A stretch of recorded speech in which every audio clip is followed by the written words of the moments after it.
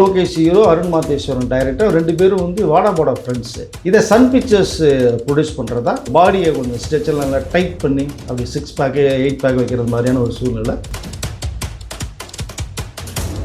Rajini sir, Kamal sir படம் direct பண்ணுறதா, ஹீரோவாக அவர் பண்ணக்கூடிய சன் பிக்சர்ஸுடைய அந்த படம் பண்ண போகிறதா, கைதி 2 பண்ணுறதா, இதற்கிடையில் அவருடைய தயாரிப்பு நிறுவனம் பண்ணுற அந்த படம், இப்படி ஒரு மனிதருக்கு 4 பக்கமும் சுற்றி அடிக்கும்போது பேக்ரவுண்ட் ஸ்கோர் பண்ண வேண்டிய அனிருத் பண்ண வேண்டியது இருக்குது. ஒரு 25 இயர்ஸ் யங் கெட்டப்பில் சிம்பு வரார். 5 days ஷூட் பண்ணியிருக்காங்க ஸ்பெஷலாக. 4.5 minutes 5 minutes கிட்ட வரும் அந்த ப்ரொமோவே. இதுதான் படம் அப்படிங்கிற மாதிரியான ஒரு விஷயத்தை வந்து வெற்றிமாறன் பண்ணியிருக்காங்க. ஜனநாயகன் படம் ஜனவரி ரிலீஸ் ஆக இருக்கிறதா ஒரு தகவல் வந்துச்சு. இப்போ அது ரிலீஸ் கிடையாது, டேட்டை தள்ளி வச்சிருக்காங்கன்னு சொல்லிட்டு ஒரு சில தகவல் வருது. ஒருவேளை 9th வரல அப்படின்னா April 14th தான் படம் வரும்.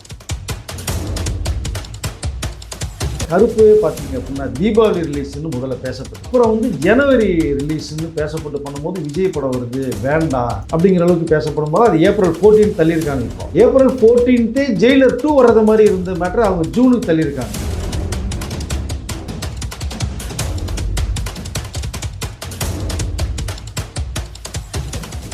காந்தம் மீடியா வியூவர்ஸ்க்கு வணக்கம். நான் உங்கள் விஜயாஸ்மின். இன்னைக்கு நம்மளோட guest senior journalist Venky sir அவர்கள் தான். வணக்கம் சார். வணக்கம் சார். வெற்றிமாறன் சிம்பு படம் பண்ண போறாங்கன்றது நம்ம எல்லாருக்கும் தெரியும். அதை தாண்டி இப்போ சிம்புவும் லோகேஷ் கனகராஜும் தாய்லாண்டில் ஒன்றா இருக்காங்க அப்படின்ற தகவல் வந்திருக்கு. ஒருவேளை அடுத்த படம் ஏதாச்சும் கமிட் ஆகிருக்காங்களா? என்ன விஷயம்? இல்லை, தாய்லாந்து வந்து 2 பேரும் ஒன்றா இல்லை. தாய்லாந்து புக்கட் ஐலாண்டுக்கு போயிருக்காரு. லோகேஷ் ஒரு வேலை விஷயமா போயிருக்காரு, சிம்பு ஒரு விஷயமா போயிருக்காரு. பட் ஆனால் இங்கே 2 பேரும் டெய்லி மீட் பண்ணிக்கிறாங்க. சிம்புவும் லோகேஷும் மீட் பண்ணிக்கிறாங்க. படம் பண்ணுறதுக்கு இல்லை. நீங்கள் சொன்ன மாதிரி உங்கள் வாய் முகூர்த்தம் சிம்புக்கு பழிக்கட்டு, லோகேஷும் சிம்புவும் ஒன்றா கூட படம் பண்ணுறது தப்பு இல்லை. அதனால் வந்து இப்போ எதுக்கு போயிருக்காங்கன்னா, அங்கே ஒரு ஜிம்மு ஒன்று இருக்குது. ஸோ அந்த ஜிம்மில் வந்து இவருடைய பர்சனல் ஒரு ட்ரெயினரை வச்சுருக்காங்க. சிம்பு ஒரு ட்ரெயினர் வச்சுருக்காரு, லோகேஷ் கனகராஜ் ஒரு ட்ரெயினர் வச்சுருக்காரு. பட் இந்தியாவில் இல்லையான்ற ஒரு கேள்வி வந்து நம்ம கேட்கலாம், பட் அவங்க தான் டிசைட் பண்ணணும். ஆனால் என்னென்னா இதில் ஸ்பெஷல் ட்ரெயினராக அவங்களுக்குள்ள ஒரு இப்போ வந்து லோகேஷ் எதுக்கு போயிருக்காருன்னா, அவர் அருண் மாதேஸ்வரனுடைய டைரக்ஷனில் ஒரு ஹீரோ ஒரு படம் பண்ண போகிறார். அது சம்மந்தமான வேலைகள் எல்லாம் போயிட்டுருக்கு. ஒரு லவ் வித் ஆக்ஷன் அது. அந்த படத்துக்கு லோகேஷ் ஹீரோ, அருண் மாதேஸ்வரன் டைரக்டர், 2 பேரும் வந்து வாடா போடா ஃப்ரெண்ட்ஸு. இதை சன் பிக்சர்ஸ் ப்ரொடியூஸ் பண்ணுறதா ஒரு டீல் போய்கிட்டு இருக்கு. இப்போ அது சம்மந்தமான ஒரு இதுக்காக அவர் பாடியை கொஞ்சம் ஸ்ட்ரெச்செல்லாம் நல்லா டைட் பண்ணி அப்படி 6 பேக்கு 8 பேக் வைக்கிறது மாதிரியான ஒரு சூழ்நிலை. லோகேஷ் அந்த புக்கட் ஐலாண்ட் போயிருக்காங்க. ஏற்கனவே ஒரு 2 months ஸ்கூல் ரிலீஸ் ஆன உடனே 1 மாதம் அங்கே போயிட்டார். வேர்ல்டுலே த பெஸ்ட்டு வந்து ஐலாண்டு புக்கட் ஐலாண்ட். ரொம்ப நிறையா இருக்குது. பட் இது ரொம்ப பியூட்டிஃபுல்லாக இருக்கும், ரொம்ப அழகாக இருக்கும். நிறைய ஹாலிவுட் ஃபிலிம்லாம் இங்கே வந்து ஷூட் பண்ணியிருக்காங்க. ஹிந்தி படம் நிறைய தமிழும் பண்ணியிருக்காங்க. பட் எல்லா பேருமே ஒரு தடவையாவது போய் இந்த புக்கட் ஐலாண்டை பார்க்கணும். அவ்வளோ ரொம்ப ரொம்ப அருமையாக எக்ஸலண்ட்டாக இருக்கும், பியூட்டிஃபுல்லாக. பட் அங்கே தான் இப்போ போய் 2 பேர் இருக்காங்க. இவரும் மார்னிங் ஜிம்முக்கு வரும்போது 2 பேரும் ஒன்றா ஜிம்மில் மீட் பண்ணிக்கிறாங்க. அப்படி தான் இப்போது அவங்களோட சந்திப்புகள் போயிட்டுருக்கு. நான் சிம்பு போனது இப்போது வெற்றிமாறனுடைய படம் வந்து இப்போ வர 17ஆம் தேதியிலேருந்து ஷூட்டிங் ஆரம்பிக்க போகுது, சென்னை நார்த் மெட்ராஸில். ஸோ இந்த 17ஆம் தேதியிலேருந்து ஷூட்டிங் ஆரம்பிக்கிறதுக்கு முன்னாடி அவர் போய்ட்டு கொஞ்சம் நல்லா அப்படி பாடியெல்லாம் ஸ்டிம் பண்ணிட்டு ரொம்ப அப்படி வச்சுட்டு வரலாங்கிறதுக்காக இங்கே போயிருக்காரு. அதுக்கு இன்னொரு காரணம் என்னென்னா, ஒரு 25 இயர்ஸ் யங் கெட்டப்பில் சிம்பு வரார். ஸோ 2 கெட்டப்பில் வரார் சிம்பு வெற்றிமாறன் படத்தில். அதற்காக வந்து சேஞ்சஸ் கொடுக்கணுங்கிறதுனால அவர் போய் அங்கே போய்ட்டுருக்காங்க. லோகேஷ் கனகராஜ் இங்கே போய்ட்டுருக்காங்க. அநேகமாக நெக்ஸ்ட் வீக்கு சிம்பு இங்கே வந்துடுறாரு. பட் இது சம்மந்தமாக தான் இப்போது தாய்லாந்து அந்த புக்கட் ஐலாண்ட் போயிருக்காங்க 2 பேரும். இப்போ லோகேஷ் கனகராஜ் அடுத்து படம் பண்ண போகிறாரு, ஓகே, ஹீரோவாக பண்ண போகிறாரு. டிரெக்ஷனில் லோகேஷ் கனகராஜ் ட்ராப் ஆகிட்டாரா அப்படின்ற ஒரு கேள்வி இருக்குது. இல்லை, டிரெக்ஷனில் வந்து உங்களுக்கு கமலும் ரஜினி சாரும் அந்த காம்போவில் பண்ணுறதுக்கான ஒரு பேச்சுவார்த்தை போய்கிட்டு இருக்கு. பட் அதுக்குள்ளே லோகேஷ் டைரக்ஷனில் வருவாரா என்னங்கிறது தெரியாது. கமல் வந்து ஒரு ஸ்கிரிப்ட் ரெடி பண்ணுங்கன்னு லோகேஷ்கிட்ட சொல்லியிருக்காங்க. அதுக்கு வேண்டிய ஒரு ஏற்பாடும் போய்கிட்டு இருக்கு. இப்போ இங்கே தான் சாந்தோம் மயிலாப்பூரில் தான் உட்காந்து பண்ணிகிட்டு இருக்கும்போது தான் இப்போது புக்கட் போயிட்டு அங்கே இருக்கார். இப்போ ஒரு டிஸ்கஷன் ஒரு பக்கம், ஸோ ஜிம்முக்கு போய்ட்டு ஒரு பக்கம்னா 2 in 1 லோகேஷுடைய ஒர்க்கு இங்கே போய்கிட்டுருக்கு இப்போ அது. பட் அது இது ரஜினி சாரும் கமலும் சேர்ந்து பண்ணுறது மாதிரியான ஒரு ஸ்கிரிப்டை வந்து ரெடி பண்ணுறார். அந்த ஸ்கிரிப்டு வந்து ரஜினி சாருக்கு பிடிக்கணும். பிடித்தால் மட்டும்தான் லோகேஷ் வந்து கனகராஜ் உள்ளே வருவார். மேபி இல்லை அப்படின்னா டைரக்ஷன் வந்து வேறு ஒரு கைக்கு தான் மாறும். அந்த ஒரு மிகப்பெரிய ஒரு குழப்பத்தில் வேறு லோகேஷ் இருக்கார்.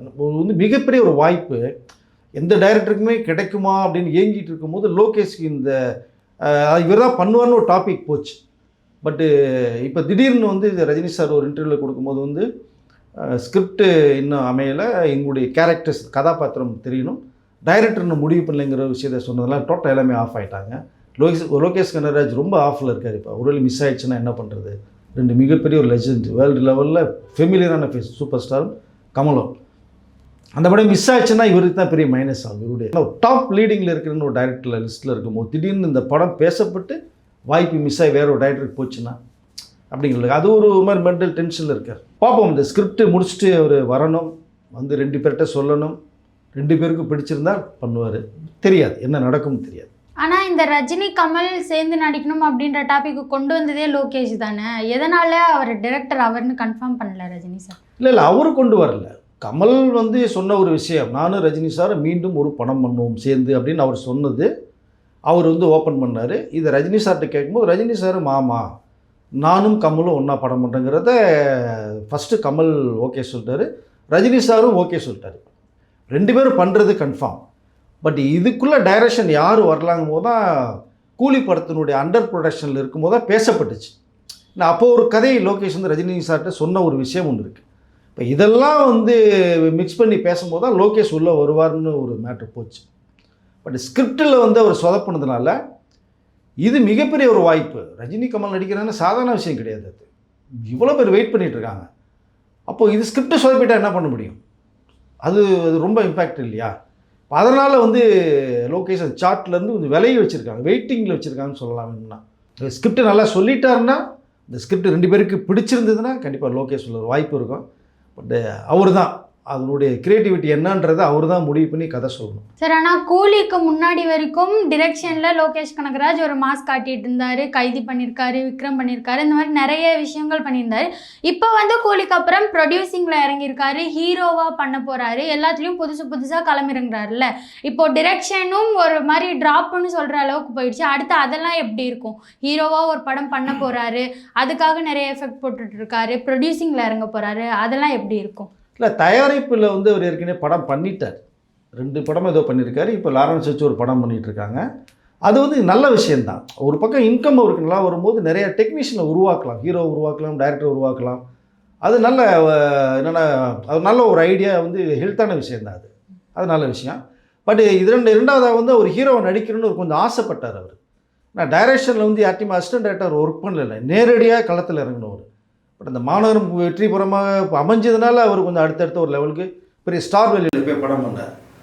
பட் இந்த டைரக்ஷனும் பண்ணுறாரு. அது ஒன்றும் ட்ராப்னா என்னன்னுச்சுன்னா, ஸ்கிரிப்டை வந்து சொல்லி ஓகே பண்ணணும், பண்ணிட்டாருன்னா டைரக்டர் அவர், இல்லைன்னா டைரக்டர் இல்லை. ஸோ இப்போ இந்த லோகேஷ் கனகராஜ் வந்து என்ன பண்ணுறதுன்ற மிகப்பெரிய ஒரு குழப்பத்தில் இருந்து தான் இப்போது கைதி 2 பண்ணுறதுக்கு இப்போ வெயிட்டிங்கில் இருக்கார்.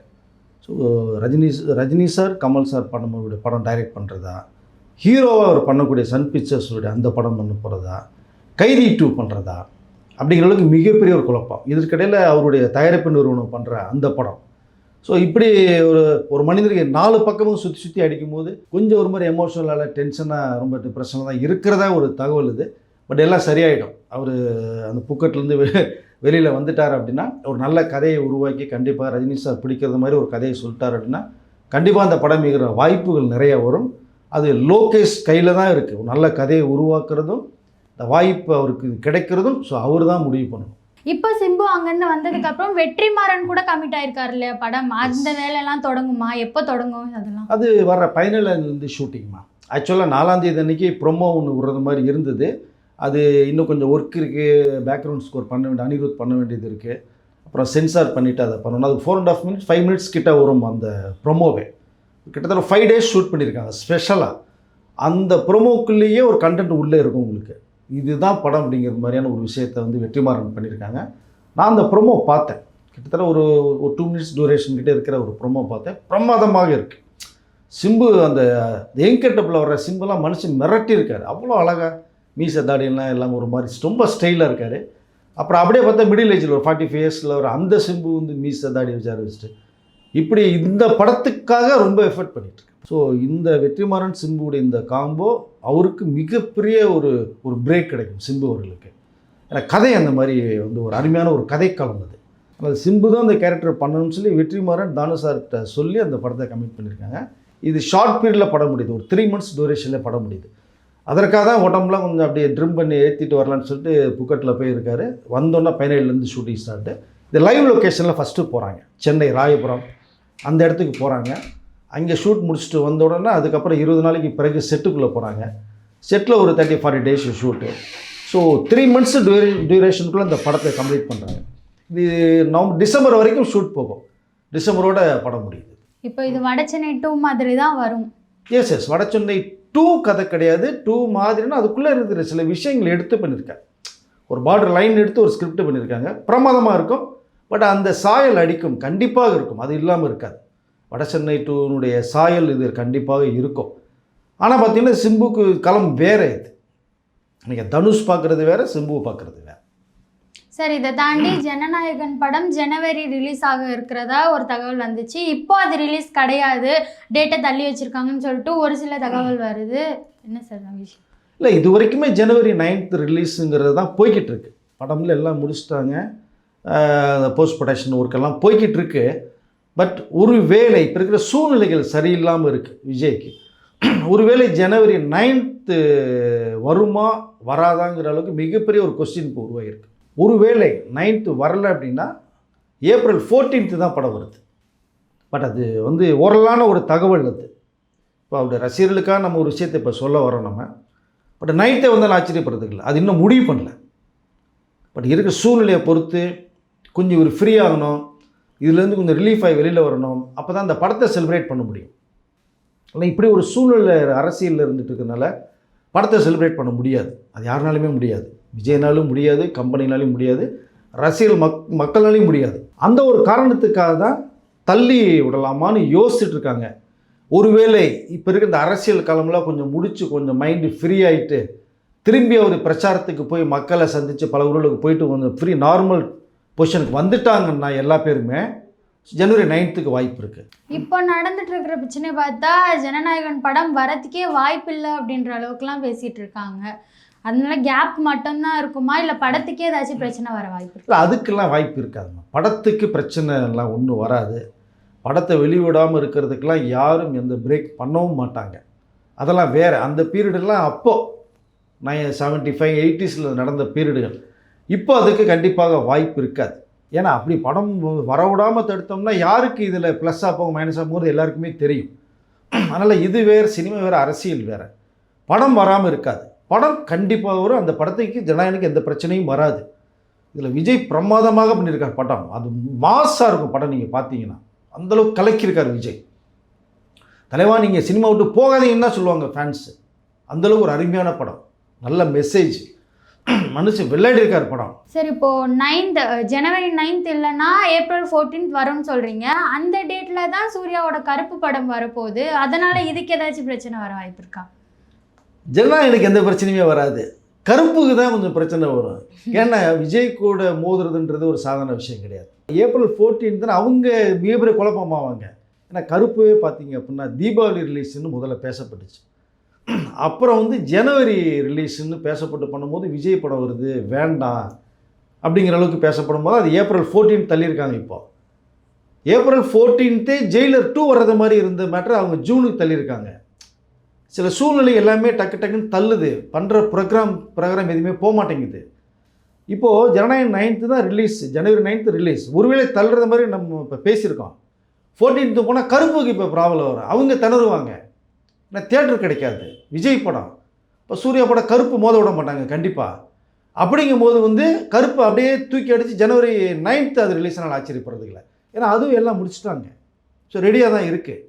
அதனால் இதை பொறுத்து எப்படி ரிலீஸ் பண்ணலாங்கிற அளவுக்கு ஒரு சின்ன மிகப்பெரிய குழப்பத்தில் தான் போய்கிட்டு இருக்கு.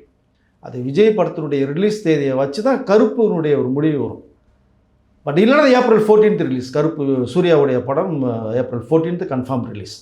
இது ஏப்ரல் 14th போச்சுன்னா அது முன்னாடி வரும். பட் தெரியல என்ன நடக்கும்னு. பட் கொஞ்சம் வெயிட் பண்ணி தான் பார்க்கணும். சினிமா சம்மந்தப்பட்ட நிறைய விஷயங்களை பகிர்ந்ததுக்கு நன்றி சார். நன்றி.